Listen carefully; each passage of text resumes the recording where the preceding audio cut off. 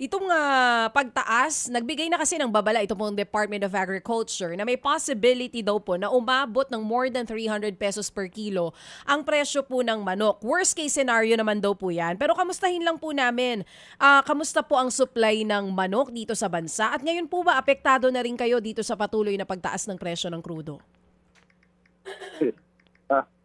Iyang kasing yan ang mahirap na naglalabas ng numero na hindi nakonsulta. Nagkamali din ng DA, ginululaang yung industriya.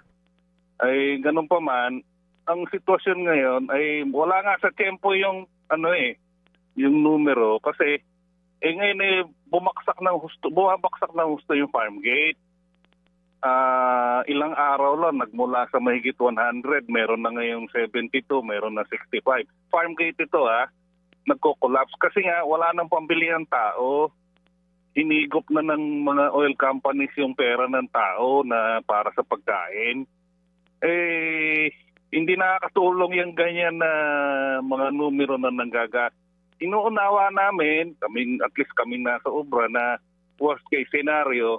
Kaya lang, may mali pa rin parang ang assumption nila, kaya namin ipasa yung mga karagdagang gastos sa enerhiya, sa kuryente, kaya namin ipasa sa mamimili. Hindi ganun yun kasi pag mahina ang ekonomiya, walang pambili ang tao, hindi namin maipasa yung kami magdadala nun. Kaya nasa lugi na naman ngayon ng industriya. Medyo hindi nakakatulong yung ganyan. Balikan ko po yung sinabi niyo, Attorney Bong. Ang sabi ninyo, naglalabas ng figure ng hindi po nakukonsulta ang inyo pong hanay. Saan po galing itong inilabas ng DA? Yan ang mahiwaga. Oo. Hindi ho natin alam kung saan kinuha yung 300 na Oo. Yan ba, nag-extrapolate sila na pag ganitong kataas ang dinagdag. Ako, personal, sa nakikita ko, para mangyari yung 324 na yan, ibig sabihin maraming tumigil. Kasi yung 324, yan ay mababang presyo ng native chicken. Oo. Nakukunti lang naman. Ibig sabihin, maraming titigil na nag-aalaga ng broiler para mangyari yan. Pero sa ngayon nga, wala sa tempo, napakaraming naka-imbak sa makikita nyo naman yan sa datos ng National Meat Inspection Service. Over 70 million kilos ang inventaryo. Oo. Tuloy-tuloy naman ang dating ng imported. Sabi nga ni Sekretaryo, kinilala naman may overproduction ngayon ng local chicken.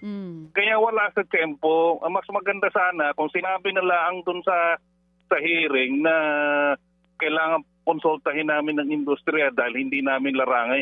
Hindi ang nagsalita ho kasi kilala ko naman ho yun, maayos naman ho yun. Kanya lang, siguro napilitan, nagsabi ng numero, nung batay sa pag-aaral nila, I am speculating, na sana, inano muna, may vetting na nangyari. Kasi kumulo ang dami hong, sa ordinaryong agos ng pangyayari, hindi naman tayo magkakaroon ng panayam ginululaang. Mga kapatid, para sa iba pang mga balita at impormasyon, sundan niyo po kami sa X, Instagram, Facebook at syempre sa TikTok, True Network PH. Mag-subscribe din po kayo sa aming YouTube channel, True Network. May website din po tayo, truenetwork.ph, at pwede nyo rin po kaming mapanood sa Channel 19 ng aming True FM TV. Lagi pa rin makinig sa radyo dito po sa 105.9 True FM dahil dito, lagi po sa'yo, kapatid. Ito tayo sa